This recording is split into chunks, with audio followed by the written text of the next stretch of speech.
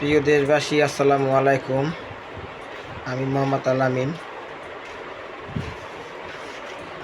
দু একটি কথা বলা লাগে, বলতে চাই, না বললেও তা হয় না।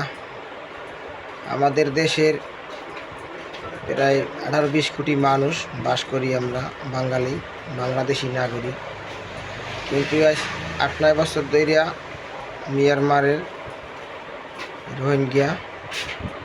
রোহিঙ্গা মুসলিম 2017 সালে বাংলাদেশে আইছে। এখন পর্যন্ত যে সরকার ছিল তারাও যে কোনো স্বার্থের কারণে সরাইতে পারে নাই, চুক্তি করতে পারে নাই।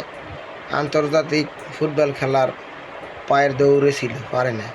এখন আবার যে সরকার আছে বর্তমানে, যে কয়দিনের জন্য, তারাও চেষ্টা চালাইতে আছে, কিন্তু পারতে আছে না আন্তর্জাতিক চাপের কারণে।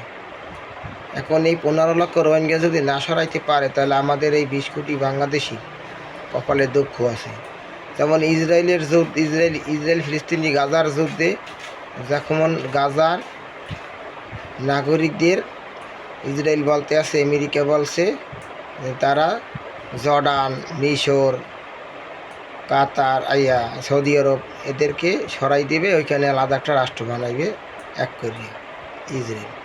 তো এই 15 লক্ষ যদি রোহিঙ্গা না সরাইতে পারে, তাহলে আমাদেরকে ভবিষ্যতে পরবর্তী অনেক ধরনের ক্ষতি আছে। আর মিয়ানমার যে রাখাইন রাজ্যে আরাকান আর্মি যদি দেশ যেতেও বা স্বাধীনও করে, তা বাংলাদেশের উপকার হইবে না। উপকার হইবে আমাদের প্রতিবেশী দেশ মেরা ভারত, আর উপকার হইবে চীনের। ভারত বাংলাদেশে ডেঙ্গাইয়া তারা ট্রানজিট নেবে বঙ্গোপসাগর রূপে দিয়া, ভারতের তৃতীয় বন্দর ব্যবহার করিয়া মিয়ানমারের আরাকান রাজ্যের উপরে দিয়া, চীন রাজ্য দিয়া ভারতের। প্রিয় দেশবাসী, আসসালামু আলাইকুম। আমি মোহাম্মদ আলামিন।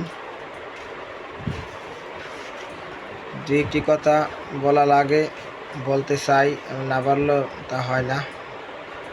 আমাদের দেশের প্রায় 18-20 কোটি মানুষ বাস করি আমরা, বাঙালি, বাংলাদেশি নাগরিক। কিন্তু আজ 8-9 বছর ধরে মিয়ানমারের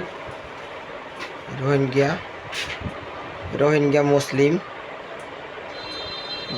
2017 সালে বাংলাদেশে আইছে।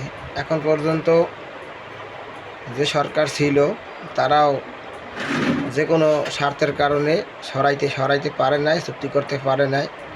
আন্তর্জাতিক ফুটবল খেলার পায়ের দৌড়ে ছিল, পারে না। এখন আবার যে সরকার আছে বর্তমানে, যে কয়দিনের জন্য,